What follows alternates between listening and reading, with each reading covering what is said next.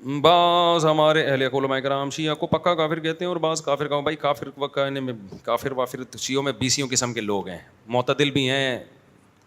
تو میں یہ کہتا ہوں کہ کسی مسلک کو کافر کہنے کے بجائے آپ یوں بولو کہ جس کا یہ عقیدہ ہے وہ کیا ہے, کافر ہے.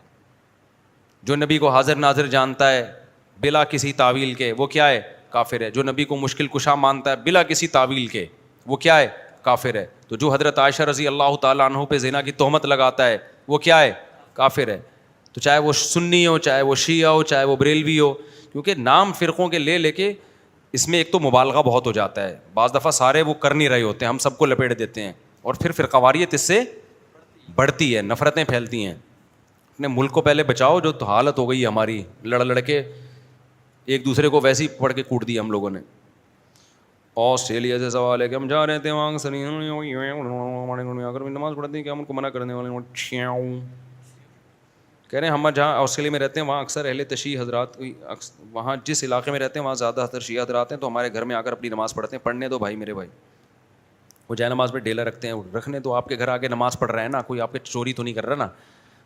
بار بار میں ایک بات کہتا ہوں, دوسرے کے مسلک کو چھیڑو نہیں, اپنے مسلک کو چھوڑو نہیں. ہاں جب وہ حق کی تلاش میں آپ کے پاس آئے دلائل, تو علماء سے دلائل پوچھ کے اس کو محبت کے ساتھ سمجھا دو. مان جائے ٹھیک ہے, نہیں مانے تو اس کی مرضی ہے بھائی. اتنی دنیا میں اور کچھ ہو رہا ہے تو کیا ہو گیا.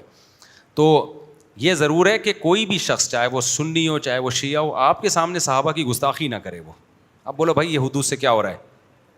دیکھو کوئی عیسائی آپ کے گھر آتا ہے, وہ نبی کو نبی نہیں مانتا نا, تو آپ کو پہلے سے پتہ ہے نہیں مانتا, پھر بھی آپ کے گھر آتا ہے, کھانا کھا کے چلا جاتا ہے.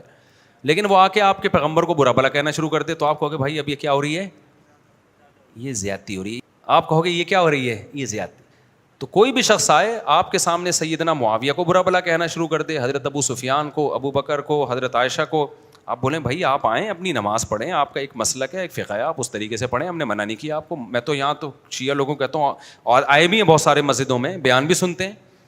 ایک دن کسی جذباتی نے پکڑ لیا کہ شیعہ آئے اور نکالو. میں نے کہا تو مجھے بہت غصہ آیا, میں نے کہا کس بیس میں نکال رہے ہو بھائی, آپ مجھ سے پوچھے بغیر آپ یہ کام کر رہے ہو. تو یہ بدتمیز ہر جگہ پر ہوتے ہیں. میں نے کہا آئیں بیٹھیں بھائی. تو مجھ سے ملتے ہیں بہت سارے شیعہ لوگ بھی, میں کہیں جاتا ہوں نا اور بتا رہے ہوتے ہیں میں شیعہ ہوں لیکن آپ کو سنتا ہوں, تو ہمیں عادت نہیں ہے اس کو جا کے چھیڑنا شروع کر دیں, پن کرنا شروع کر دیں. میں کچھ بھی نہیں کہتا, ملک ہمارا ابھی لڑائی کا متحمل نہیں. جو سیکھنا چاہے, بات کرنا چاہے, تو آپ محبت عزت کے ساتھ بات کر لیں. اس سے آگے آپ اپنی حدود کو کراس نہ کریں.